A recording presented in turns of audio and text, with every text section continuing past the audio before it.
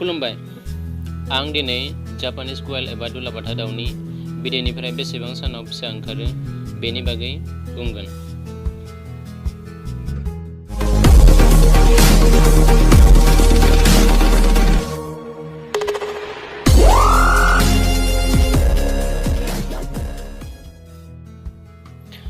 दानिया फैदो जों गाहाय आयदासिम थांदिनि।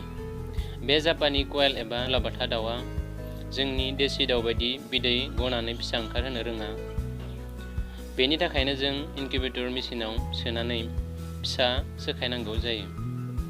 बेनि बिदैखौ इनकिउबेटर मेसिनाव सोनायनि सिगां बिदैखौ जीबाणु थायै बायदियै डेटलजों एसे साफा खालामनांगौ।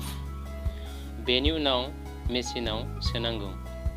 बेनि उनाव 14 सानसिम बिदैखौ सानसेयाव खेबनै बेलथायनानै होनांगौ। 14 साननिफ्राय बिदैखौ बेलथायनो एबा दांनो नाङा। बेनि उनाव बे बिदैया 18 सानखालि नङाब्ला 19 सानखालि फिसा ओंखारो। नोंथाङा जुदि आंनि भिडिअखौ मोजां मोनोब्ला लाइक खालामनानै हो आरो नोंथाङा शेयार खालामनानै हो। नोंथाङा जुदि दासिम आंनि चेनेलखौ साबस्क्राइब खालामाखैब्ला साबस्क्राइब खालाम, लोगोसेनो बेल आइकनावबो थुनानै हो। बेफोरबायदिनो आंनि गोदान भिडिअनि नटिफिकेसनखौ गिबिसिनै मोननो थाखाय।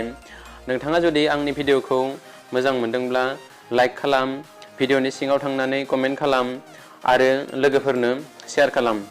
भिडिअखौ नायनायनि थाखाय नोंथांनिसिम रोजा रोजा साबायखर थाबाय। गोजोन्थों।